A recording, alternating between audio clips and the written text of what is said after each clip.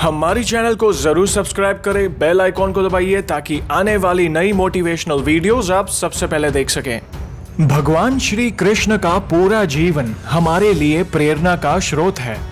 उनके जीवन की हर एक घटना एक महत्वपूर्ण संदेश देती है, चाहे बचपन की रास लीला हो या गीत का ज्ञान या फिर महाभारत का युद्ध। भगवान श्री कृष्ण के जीवन का हर एक पल मानव जाति के लिए एक शिक्षा है। बात तब की है जब महाभारत के युद्ध के लिए अपनी तरफ से लड़ने के लिए कौरव और पांडव समर्थन जुटा रहे थे। द्वारका के राजा भगवान श्री कृष्ण के पास दोनों ही पहुंचे, पर दुर्योधन अर्जुन से पहले पहुंच गया। पहले पहुंचने के चलते श्री कृष्ण ने उससे पहले मांगने का अवसर दिया और अपने समर्थन के दो हिस्से किए। एक तरफ तो श्री कृष्ण की पूरी नारायणी सेना थी, तो दूसरी तरफ श्री कृष्ण अकेले निहत थे।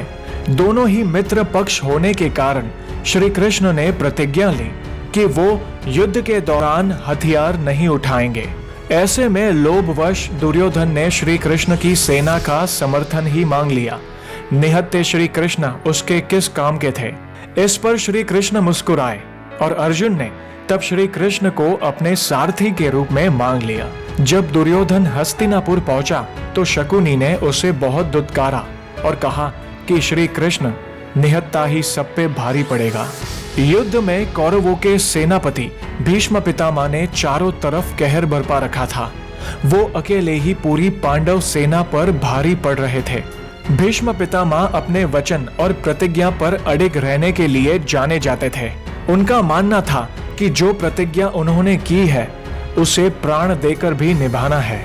एक तरफ श्री कृष्ण अपने निहत्थे रहने के वचन से बंधे थे, लेकिन वहीं भीष्म पितामह पांडव सेना पर आग उगल रहे थे। ऐसा लग रहा था मानो कुछ क्षण में ही भीष्म पांडवों को हरा देंगे। भगवान श्री कृष्ण शांति पूर्वक सब देख रहे थे। वो जानते थे कि अर्जुन भीष्म पितामह का मुकाबला नहीं कर सकता, लेकिन उन्होंने अर्जुन से वादा किया था कि वह पांडवों को ही विजय बनाएंगे। वही महाबलशाली भीष्म पितामह पांडवों का तहस नहस करने में लगे थे।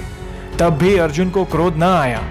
अर्जुन पितामह से प्रेमवश उन पे पूरी शक्ति से हमला नहीं कर रहा था और उसका मोह न टूटा।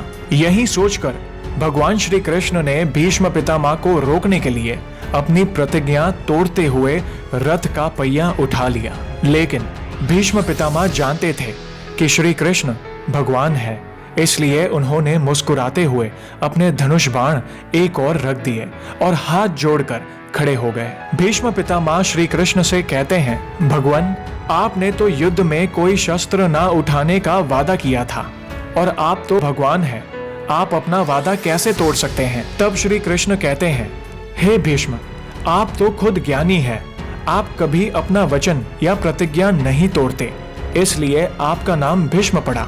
लेकिन शायद आप नहीं जानते कि धर्म और सत्य की रक्षा करना आपकी प्रतिज्ञा से ज्यादा बढ़कर है। आप अपनी प्रतिज्ञा और वचन पर अटल है, लेकिन अपनी प्रतिज्ञा निभाने के चक्कर में अधर्म का साथ दे रहे हैं। याद रहे, जब जब दुनिया में धर्म का नाश होगा, तब तब मैं इस धरती पर अधर्म का नाश करने अवतरित होता रहूंगा। आप एक इंसान होकर अपनी प्रतिज्ञा नहीं तोड़ पाए और अधर्म का साथ दे रहे हो, लेकिन मैं भगवान होकर भी धर्म की रक्षा के लिए अपनी प्रतिज्ञा तोड़ रहा हूँ। अगर मेरी किसी प्रतिज्ञा या वचन की वजह से धर्म और सत्य पर कोई आंच आती है, तो मेरे लिए वो प्रतिज्ञा कोई मायने नहीं रखती है और मैं धर्म के लिए ऐसी हजारों प्रतिज्ञा तोड़ने के लिए तैयार हूँ। अगर आपके सामने धर्म का नाश हो रहा हो और आप कुछ नहीं कर रहे, तो भी आप पाप के भागी हैं। श्री कृष्ण का ये संदेश दिल पर बहुत गहरी छाप छोड़ता है।